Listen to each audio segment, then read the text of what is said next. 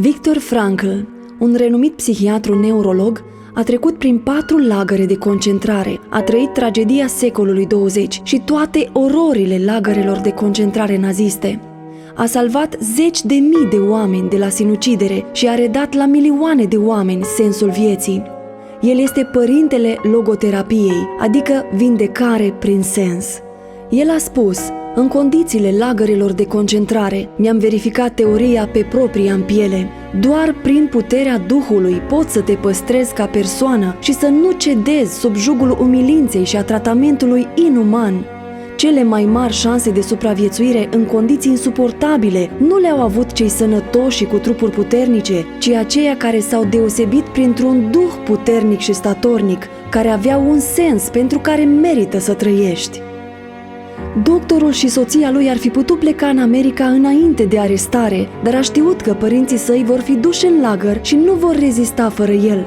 S-a dus la templu pentru a primi un răspuns din cer și l-a primit când a ajuns acasă.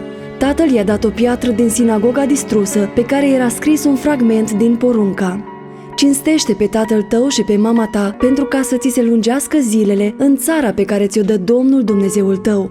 El a primit răspunsul din cer și a decis să rămână ca să slujească familiei. La sosirea în lagăre, deținuții trăiau un șoc. La început suportau cu greu imaginile de sadism, dar se instala apoi apatia și nu mai reacționau la țipetele de durere. Înconjurați de morți, desfigurați și bolnavi, deținuții percepeau totul cu indiferență, iar capacitatea de a se bucura dispărea complet. Dar în foamea aceea teribilă, chiar o mică bucățică de pâine păstrată pentru dimineață putea aduce bucurie. Pentru mine, clipa trezirii era cel mai chinuitor moment din zi, când sunetul strident al sirenei se amesteca cu plânsul bărbaților ce trăgeau bocancii umezi pe picioarele umflate și ieșeau pe terenul înzăpezit pe jumătate de sculți. Acea bucățică de pâine păstrată în buzunar putea măcar puțin să distragă de la acele grozăvii. În lagărul morții, cel care nu mai avea niciun sprijin interior ceda duhovnicește, dar nu doar în lagăr omul poate fi mai puternic decât circumstanțele exterioare. Omul se poate opune sorții oricând și oriunde. Cei puternici în duh transformă suferința în victorie interioară. Puterea Duhului este formula mea. Duhul este statornic în ciuda suferințelor care pot încerca trupul și a discordiei pe care o poate trăi sufletul. Într-o dimineață mergeam prin curtea lagărului, nemai putând să rabd foamea, frigul și durerea de talpă inflamată, digerată și purulentă. Situația mi se părea disperată. Apoi mi-am imaginat cum stau la catedra unei săli mari, frumoase, calde și luminoase, în fața unui auditoriu, povestind prin ce am trecut. Este specific omului să se orienteze spre viitor, să existe acolo din punct de vedere al veșniciei. În clipele sale cele mai dificile, fiecare om recurge la această rază de speranță, la încercarea de a privi în viitor. Viața deținuților care se blocau pe trecut se stingea. În loc să privească greutățile externe din lagăr ca o încercare a statorniciei duhovnicești, se raportau la prezent ca la ceva la care este cel mai bine să renunți, se închideau în ei și se adânceau în trecut. Deprecierea realității îi lipsea pe deținuți de sprijin, îi forța să cedeze complet, să se descurajeze, pentru că oricum totul este în zadar. Dar și cea mai grea situație oferă posibilitatea de a crește în interior, de a se ridica mai presus de sine și a influența această realitate teribilă. Da, puțini sunt cei care pot atinge culmile lăuntrice în mijlocul ororilor din lagăr, însă ei au reușit, în prăbușirea exterioară și chiar în moarte, să atingă asemenea culmi care înainte, în viața de zi cu zi, erau imposibile. Doar libertatea duhovnicească a omului, care nu poate fi luată, îi oferă acestuia posibilitatea să-și umple viața de sens până la ultima suflare. Sensul nu este oferit doar de viața activă, care oferă posibilitatea realizării valorilor creației, și nici de viața plină de trăiri și admirație față de artă și natură. Când viața creativă și cea emoțională sunt de mult închise, nu s-a sfârșit încă totul. Dacă viața are sens, și suferința are sens. Într-o situație disperată, în suferință sufletească și fizică maximă, omul este liber să ia o atitudine conștientă față de viață și să ofere un sens duhovnicesc profund suferinței sale. M-a copleșit cât de perfect este organismul uman, ce abilități și ce rezerve ascunde. 6 luni deținuții purtau aceeași cămașă fără să se spele, erau mereu murdari după munca în timpul căreia era imposibil să nu te rănești, dar niciunul nu a avut inflamații sau infecții. Munceau pe frig și desculți pe jumătate, fără haine groase, dar nici măcar nu le-a curs nasul.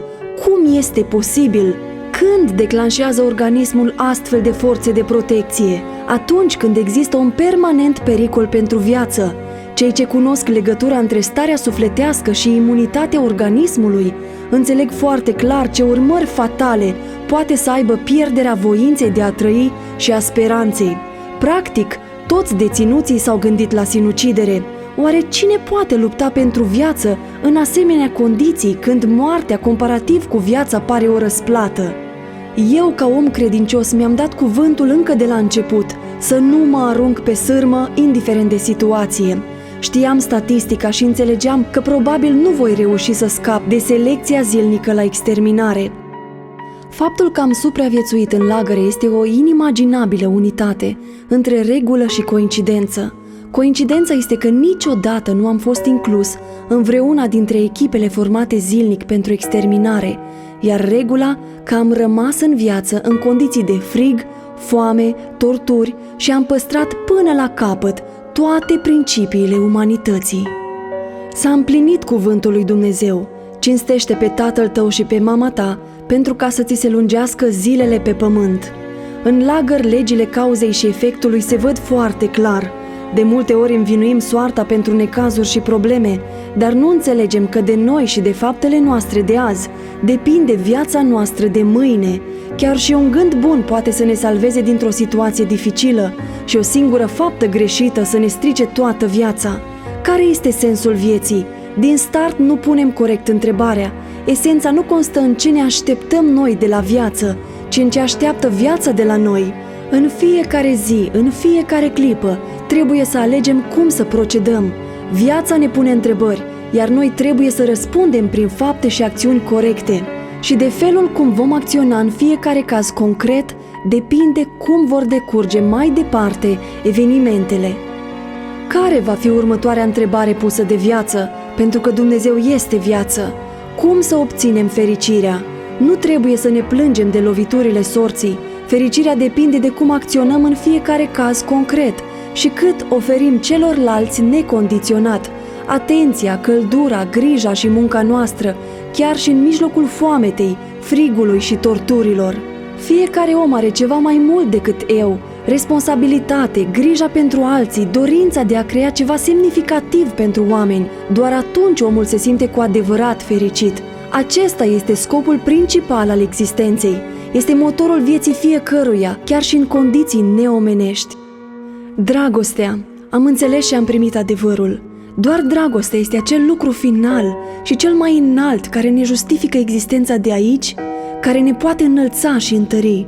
În cea mai dificilă situație imaginabilă, când omul nu se mai poate exprima prin nicio acțiune, când unicul lucru rămas este suferința, acesta poate realiza refacerea și cunoașterea chipului aceluia pe care îl iubește.